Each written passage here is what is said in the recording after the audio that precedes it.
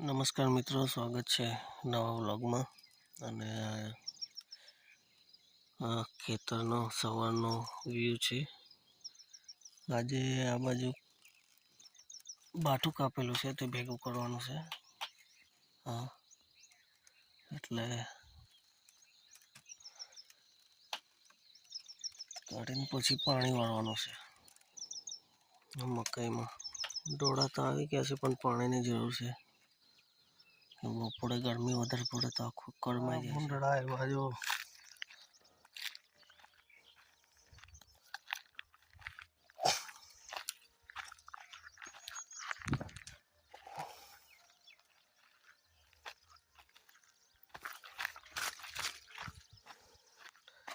આ ભાગે છે.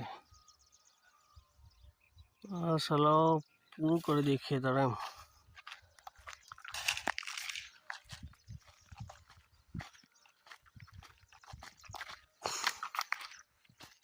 આજે પાણી છોડ્યું છે, થઈ ગઈ છે સાંજ અને આવી ગયા છે ખેતરમાં. ગરમી હતી આજે 40 ડિગ્રીની આજુબાજુ. આ પાણી બધું કીચડ કીચડ છે. માળા પર જઈએ. વાતાવરણ બી કેવું છે, ખૂબ અલગ.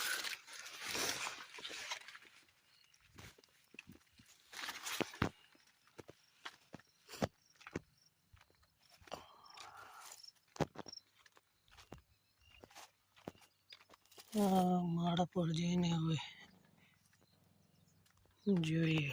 અહીંયા તો આ ચડવાનું છે ને, કીચડ છે. આ સીડી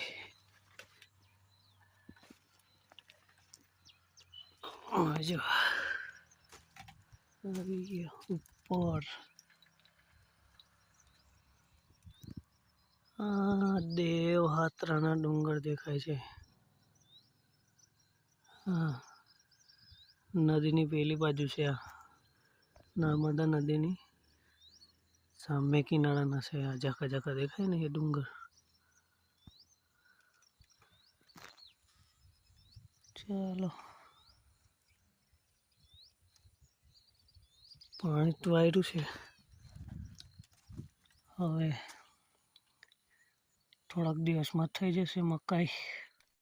તો સાંજનો સમય થઈ ગયો. આ આવ્યા છે ખેતર સાચવવા માટે. આ પાછળ મકાઈ તમે જોઈ શકો છો. જો આ બધી ડોળા આવી ગયા છે. હજુ પાણીની એમ તો જરૂર પડશે અને ભૂંડળા સાચવવું પડે છે. બીજું તો હવે ઢોળ ને એવું તો હજુ રાત્રે નહીં આવતા એટલા બધા, પણ છૂટા મૂકે તો સાચવવું પડે. અને આભાર, કારણ કે વિડીયો જોવો છો તમે બધા, તો બધાનો આભાર. અને જેટલા લોકો સબસ્ક્રાઈબ કરી રાખ્યા છે અને વધે છે, જોડાય છે નવા નવા મિત્રો યુટ્યુબમાં, એમનો પણ ખૂબ ખૂબ આભાર. તો આ જ રીતે સપોર્ટ ચાલુ રાખજો અને હું નવા નવા બ્લોગ લાવતો રહીશ. હમણાં તો ખેતરના જ આવશે, મકાઈ નીકળે ત્યાં સુધી. અને બીજું, ચાલો, ગામમાં લગ્ન છે અને હજુ છે, એટલે આજે ગણપતિ સ્થાપના છે અને પરમ દિવસે લગ્ન હશે. તો બેન્ડ પાર્ટી કઈ આવે છે કઈ નહીં, ગામમાં લગ્ન ઘણા છે, તો ચૂકતા નહીં જોવાનું. તો સબસ્ક્રાઈબ કરી રાખો તો તમને વિડીયો મળશે જોવાના મારા.